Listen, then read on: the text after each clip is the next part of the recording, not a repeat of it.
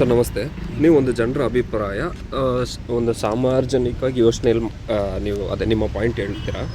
ಬರೀ ಆಟೋ ಅಂತ ಹೇಳ್ಬಿಟ್ರೆ ಅದು ನಿಮ್ಮ ಸ್ವಾರ್ಥ ಆಗುತ್ತೆ. ಸೊ ನಿಮ್ಮ ಒಂದು ಹೇಳಿಕೆ, ಈ ಬಸ್ ಫ್ರೀ ಸೌಲಭ್ಯ ಎಲ್ಲ ಇದೆಯಲ್ಲ, ಇದರಿಂದ ಉಪಯೋಗ ಆಗ್ತಿದೆಯಾ? ಉಪಯೋಗ ಆಗಾಗ ಆಗ್ತಿದೆ ಸರ್. ಓಕೆ, ಆಟೋದವರಿಗೆ ಪಾಪ ಏನೂ ಇಲ್ಲ. ಇವಾಗ ಮಾಮೂಲಿ ಇಲ್ಲ ಆಶ್ರಮದಿಂದ ಸಿಟಿಗೆ ಹೋಗ್ಬೇಕಂದ್ರೆ ಅವಾಗ ಆಟೋದಲ್ಲಿ ಯಾರು ಸೀಟ್ ಲಗ್ತಾರ ಹೋಗ್ತೀವಿ. ಇವಾಗ ಆ ಸೀಟು ಅಲ್ಲ, ಯಾವುದು ಬಸ್ ಜಾಸ್ತಿ ಚೆನ್ನಾಗಿದ್ರು ಲೇಡೀಸ್ ಅಂತೂ ಹತ್ತೋದೇ ಇಲ್ಲ. ಲೇಡೀಸ್ ಜೊತೆ ಗಂಡಸು ಬಂದಿರ್ತಾರಲ್ವಾ, ಇನ್ನು ಅವ್ರು ಬಿಟ್ಟು ಅವರು ಆಟೋ ಬರಲ್ಲ, ಅವರು ಬಸ್ಸಲ್ಲಿ ಹೋಗ್ತಾರೆ. ಭಾರಿ ತೊಂದರೆ. ಸ್ವಲ್ಪ ಆಟೋದಲ್ಲಿ 500 ರೂಪಾಯಿ ಸಂಪಾದನೆ ಮಾಡಿದರೆ 300 ರೂಪಾಯಿ ಗ್ಯಾಸ್ಗೆ ಹೋಗಿರ್ತದೆ. 200 ರೂಪಾಯಿ ಮನೆಗೆ ಏನು ಮಾಡೋದು? ಆಟೋಗಳು, ಲೋನ್ಗಳು. ಈ ಗ್ಯಾಸ್ ಎಲ್ಲ ಫ್ರೀ ಮಾಡಿ ಕೊಟ್ಟು ಸೌಲಭ್ಯ ಮಾಡಿದ್ರೆ ಉಪಯೋಗ ಆಗುತ್ತಾ? ಈ ಗ್ಯಾಸ್ ಬೆಲೆ ಏರಿಕೆ ಎಲ್ಲ ಕಡಿಮೆ ಮಾಡಿ ಎಲ್ಲಿ ಸಹ ಎಲ್ಲಿ ಕಮ್ಮಿ ಮಾಡ್ತಾರೆ, ಎಲ್ಲ ದಿವಸ ಜಾಸ್ತಿ ಮಾಡ್ಕೊಯ್ತಾರಲ್ಲ. ಯಾವ್ದು ಕಮ್ಮಿ ಮಾಡಿದ್ರೆ ಹೇಳಿ? ಪ್ರತಿಯೊಂದು ಕಮ್ಮಿ ಅಂತ ಯಾವುದಿಲ್ಲ. ಯಾವ ಸರ್ಕಾರ ಬಂದ್ರು ಈ ಆಲೆ ಈಗ ಆಲೆ ಬಂದು ಒಂದು 2 ವರ್ಷ ಆಗೋಯ್ತು. 2 ವರ್ಷದಿಂದ ಎಷ್ಟು ಜಾಸ್ತಿ ಆಗೋಗಿದೆ ಅಂತ ತೋರಿ. ಆಮೇಲೆ ಇವುಗಳ ಮೇಲೆ ಯಾವ್ದು ಜಾಸ್ತಿ ಮಾಡ್ತಾ ಇಲ್ಲ. ಈ ಕೂಲಿಯವರು ಜಾಸ್ತಿ ಮಾಡ್ತಾ ಇಲ್ಲ. ಈಗ ಒಂದು ಫ್ಯಾಕ್ಟ್ರಿಗಳಿಗೆ ಹೋದ್ರು ಈಗ ಒಂದು 2 ವರ್ಷದಿಂದ ಎಷ್ಟು ಕೂಲಿ ಇತ್ತು, ಇವಾಗಲೂ ಅಷ್ಟೇ ಇರೋದು. 1 ರೂಪಾಯಿ ಜಾಸ್ತಿ ಮಾಡಿಲ್ಲ. ಅವರ ರೇಟ್ಗಳ ಮೇಲೆ ಜಾಸ್ತಿ ಮಾಡ್ಕೊಳ್ತಾರೆ. ಈಗ ಸರ್ಕಾರ ಬೆಳಿಬೇಕು ಅನ್ನೋದು ಬೆಳಿಬೇಕಂದ್ರೆ ಅವ್ರು ಬೆಳೆಯೋಕೆ ಇದು ಮಾಡ್ತಾರೆ. ಹೊರತು ಈ ಬಡವರುಗಳು ಏನು ಮಾಡ್ಬೇಕು? ಅದರಿಂದ ಜೀವನ ಮಾಡೋದು ಏನು ಮಾಡ್ಬೇಕು? ಹೌದು. ಇವಾಗ ಆಟೋದವರು ಅವ್ರಿಗೆ ಹೆಂಡತಿ ಮಕ್ಕಳು ಇರ್ತಾರೆ, ಅವರು ಡೈಲಿ ಹೋಗ್ತಾರ, ಯಾವತ್ತೋ ಒಂದು ಹೋಯ್ತಾರೆ. ಹೌದು. ಈ ಮಾಮೂಲಿ ಕೆಲಸಗಳು ಗೌರ್ಮೆಂಟ್ ಕೆಲಸ ಇರೋರು ಇವ್ರುಗಳ್ದ ಜಾಸ್ತಿ. ಇವಾಗ ಅವ್ರಿಗೆ ಆರಾಮಾಗಿ ಹೋಯ್ತು. ಈ ಗೌರ್ಮೆಂಟ್ ಸಂಬಳ ಬರುತ್ತೆ ಚೆನ್ನಾಗಿ, ಇದು ಫ್ರೀ ಆಗೋಯ್ತು. ಇವಾಗ ನಗರಕ್ಕೆ ಹೋಗ್ಬೇಕಂದ್ರೆ 80 ರೂಪಾಯಿ ಕೊಡ್ಬೇಕು. ಇವಾಗ ಅವ್ರು ಗೌರ್ಮೆಂಟ್ ಕೆಲಸ ಇದ್ರು ಗೌರ್ಮೆಂಟ್ ಸಂಬಳ ಬರುತ್ತೆ. 80 ರೂಪಾಯಿ 80-100 ರೂಪಾಯಿ ಅದು ಉಳಿತಾಯ ಆಗೋಯ್ತು. ಈಗ ಬಡವ್ರಿಗೆ ಏನು ಉಳಿತಾಯ ಐತೆ?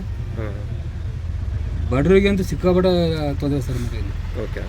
ಸೊ ಇವಾಗ ಈ ಬಸ್ ಫ್ರೀ ಒಂದೇ ಪ್ರಾಬ್ಲಮ್ ಇಲ್ಲ ಬೇರೆದೆಲ್ಲ ಚೆನ್ನಾಗಿ ನಡೀತಿದ್ಯಾ? ಬೇರೆ 2,000 ರೂಪಾಯಿ ಕೊಡೋದು, ಅಕ್ಕಿದ 2,000 ರೂಪಾಯಿ ಎಲ್ಲಿ ಕೊಡ್ತಾರೆ ಸರ್? ಕೊಟ್ಟರೆ 2 ತಿಂಗಳಾಯ್ತು, 3 ತಿಂಗಳಾಗೋಯ್ತು. ಓಕೆ. 3 ತಿಂಗಳು 4 ತಿಂಗಳು ಇರ್ತದೆ. ಅದೆಲ್ಲ 1 ತಿಂಗಳು ಹಾಕ್ಬಿಡ್ತಾರೆ. ಇನ್ನು ಅದು 3 ತಿಂಗಳು ಪೆಂಡಿಂಗ್ ಉಳಿತದು. ಅದು ಓದ್ಲೆಕ್ಕನೇ ಅದು. ಮಂತ್ರಿಗೆ ಯಾವ್ದು ಮಂತಿಂದ 3 ತಿಂಗಳಾದರೆ ಅವು 1 ತಿಂಗಳು, ಅದು 3 ತಿಂಗಳು ಹೋಯ್ತು. ನಾನು ಆ್ಯಕ್ಚುಲಿ ಅಲ್ಲಿ ಅದೇ ಹಾಗೆ ಒಂದು ಮಾತು, ಈಗ ನಾನು ಆಟೋಲೆಲ್ಲ ಹೋದರೆ ನನಗೊಂದು ಹೆಸರು, ಒಂದು ವ್ಯಾಲ್ಯೂ, ಒಂದು ಕಂಪನಿಯಲ್ಲಿ ಕೆಲಸ ಮಾಡೋನು.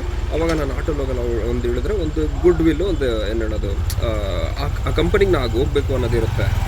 ಬಸ್ ಫ್ರೀ ಎಲ್ಲ ಕೊಟ್ಬಿಟ್ರೆ ಎಲ್ಲ ಫ್ರೀ ಇದೆಯಲ್ಲ ಬಿಡು, ಹೋಗಿ ರೀಚ್ ಆದರೆ ಸಾಕು ಅಂತ ಮುಂದುವರಿಯೋದೇ ಇಲ್ವಲ್ಲ. ಲೇಡೀಸ್ ಹೋಗ್ತಾರೆ, ಸಾರ್ವಜನಿಕವಾಗಿ ಮುಂದೆ ಹೋಗೋದೇ ಇಲ್ಲ. ಆ ಥರ ಹೇಗೆ ಅದು? ಇವಾಗ ಫ್ರೀ ಇದ್ರು. ಇವಾಗ ಬೆಂಗಳೂರಿಂದ ಇವಾಗ ಲೇಡೀಸ್ಗಳು ಮೈಸೂರು ಬಂದ್ರೆ ಆಟೋಕ್ಕೆ ಬರೋಕ್ಕಷ್ಟ ಅಲ್ಲಿಂದ ಫ್ರೀ ಬಂದಿರ್ತಾರೆ, ದುಡ್ಡು ಉಳಿತಾಯ ಮಾಡ್ಕೊಂಡು.